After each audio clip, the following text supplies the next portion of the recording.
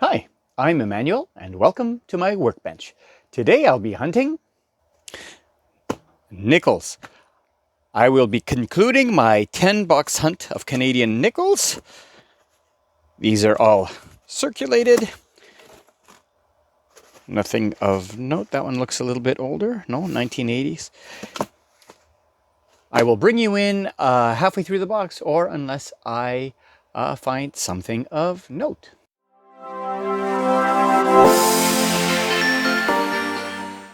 Bringing you in on roll 2, I do see a dodecahedral edge, a 12-sided coin right here.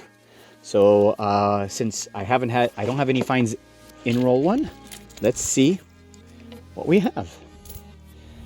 Okay. 1979. Here it is. De Grazia. Oh, we have our first find. We have a King George VI from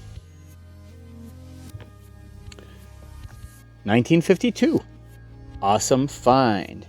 Anything else in here? That's a weird. That 89. It's a 1989, but it has. I'll have to look under the scope on that one. It looks a little strange. We have an American, our first American of the hunt, a 1980D.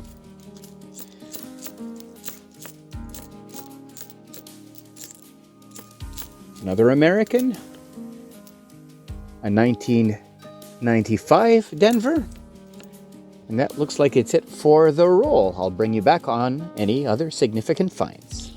Bringing you in on roll 17. I found a key find.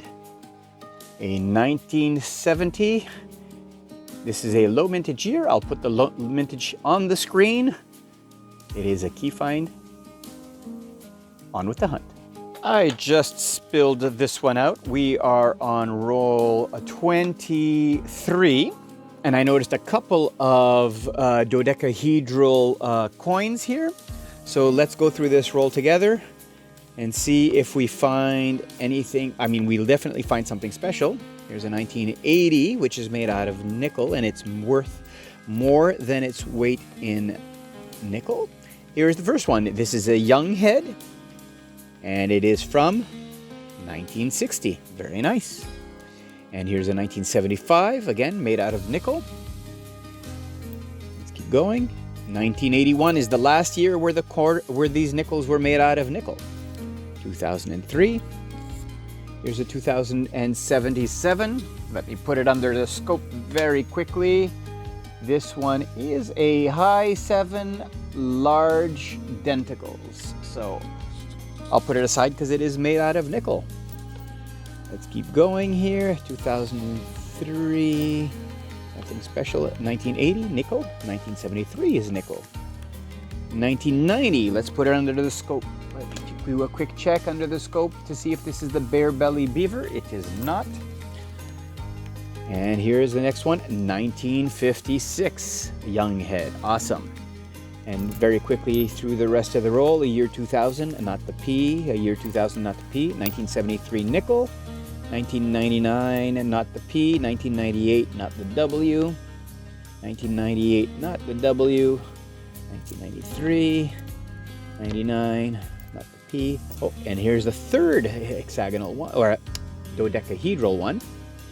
And 1947. This is going to be a King George VI. This is awesome. And this has the little maple leaf. Let's keep going.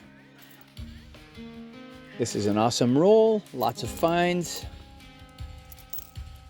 2003, not the W. 2003, not the W. 2000, not the P. 2003, not the W.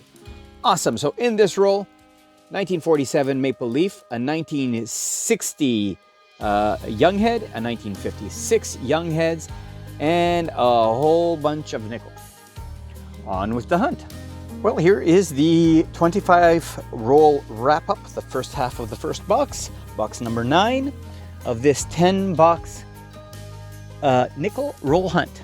The stars of the show, 1947 Canadian maple leaf, King George VI, a 1952 King George VI, and then the rest are young heads, a 1956, a 1958, a 1960, a 1963, a key date 1970, three 1977 low sevens, a 1960 that'll upgrade the one in my book, and a 1977 high seven low denticles that'll upgrade my book. The only non-American foreign is this Turkish 25 kuruş, I'm guessing is the pronunciation, from 2018. Very nice. First one I've ever found. And several Americans with one book filler. I will be filling a spot with this 1997 Denver, and two upgraders, this 1964, where is it here? 1964 with a Denver mint mark will upgrade the one in my book, and this 2002 with a Denver mint mark will upgrade the one in my book as well. On with the hunt. And here is what was found in the second half of the box. 5 young heads, a 1963 and 4 1964s. 2 1977s, 1 high 7 small denticles, and 1 low 7. A 1990 bear belly, but this one is a partial bear belly, so there's many different varieties of this one, but this one is the beginning. The bear belly is just beginning. 2 1991 semi-key dates, 2 1996 FAR 6 varieties, and a 2000 and with a P mint mark semi-key date. 10 Americans, but the only one of note is this 1984 Denver that will upgrade the one in my book. On to box number 2. Roll 7 of box 2. Normally, I check Americans at the end of the box, but this one caught my eye. A 1949 with a Denver mint mark. That is awesome. I think that might be the second oldest nickel I've ever found. The second oldest American nickel, that is. On with the hunt. All right, halfway through the second box, and here are the finds. In the Canadians, 5 young heads from 1956, 1961, 1961, 1964, and 1964. And the varieties and semi-keys, I found a 1977 low 7 that will upgrade the one in my book, a 1977 high 7 with small denticles that will upgrade the one in my book, 2 semi-key 1991s, and a 1996 FAR 6 variety. For the non-American foreigns, I found a 10 centavos from Cuba dated 2000. And for my Americans, I found 20 Americans. And of these Americans, I have the following book fillers: a 1949 Denver and a 2017 Philadelphia.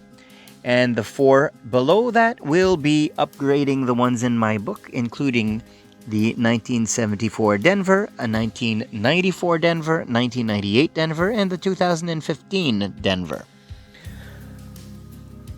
On to the second half of the box. Here we are, roll 48 of the 10th box, and if you can see right there, 1947 Maple Leaf, King George V. Awesome find. Let's do a quick look to see. Oh, there's a bunny. Anything else that jumps out at us? Another bunny. Wow, this is a hot roll. Let's keep going. Bunny number 3. I'll bring you in on any other finds. And here we are at the end of the box. We had a bevy of bunnies and 10 Americans. So let's go with the summary. So I found a 1947 Maple Leaf variety, 2 1961s, a 1962, not the double die, a 1963, a 1964, not the extra waterline, 7 bunnies, 1977 high 7 small beads variety, and a 1977 low 7 variety, and a 2000 with a P mint mark semi-key date. There we go. For the Americans, the oldest one was a 64, but the one of interest is this one right over here, a 2008P. That will go to fill a hole in my book. No upgraders from these. Let's go to the summary. Well, here we are with the summary for the last two boxes, box 9 and box 10 of this 10-box nickel hunt series. Let's see how these boxes stand. So box number 9. So we did find one 1970 key date, 9 varieties, 3 semi-keys, 6 bulk fillers, 2 King George VI's, 33 Americans and Young Heads, and 1 foreign for a total of 117 points. The key finds being the 1947 King George VI and the 1952 King George VI. Box number 10. No key dates. We did find 5 varieties and 3 semi-keys, 8 book fillers, 1 King George VI, 40 Young Heads and Americans, and 8 bunnies, and including 7 bunnies and 1 foreign for 106 points. The key finds being another 1947 King George VI and a US 1949 from Denver. Well, that concluded the 10-box hunt for my nickels, and to date on my channel I've hunted 10 boxes of nickels, 10 boxes of quarters, and 10 boxes of dimes. It's a shame that here in Canada half dollars don't circulate. I would really like to hunt half dollars if I could, but it's not the case. I did do several loonies as well and toonies. Those are less interesting for me, except for the more recent varieties and colorized ones. Maybe I'll do a future coin roll hunt of loonies and toonies. But all in all, my favorite coin to hunt is the quarter, for the variety, for the colorized, for the silver that we find. Dimes is my next favorite. Not a lot of varieties to find in the dimes, just a few key dates, and the silvers, well, with that collection dump, obviously, I did get more silver in my dimes find hunts than I did for my quarter finds. And nickels, easy to find varieties, easy to find semi-key dates. The young heads aren't too rare, but it was less fun for me. It was more of a chore to go through the nickels. So I might do nickels at some time in the future, but for now, I will revert back to quarters. A channel that I follow on YouTube, Christopher Collects. Christopher is an English coin hunter, and he does something that inspired me to do my next series with quarters.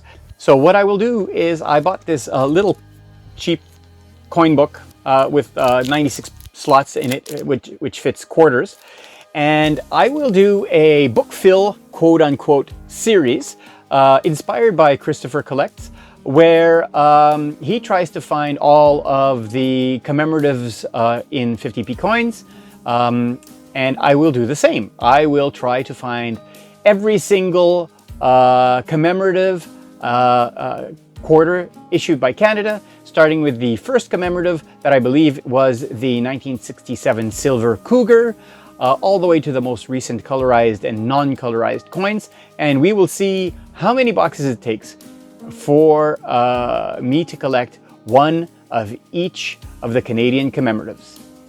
So stay tuned for those videos. And if you do like what you see on this channel, then give it a subscribe, like this video, and hit that notification bell to know when my next video is. And until next time, thanks for watching.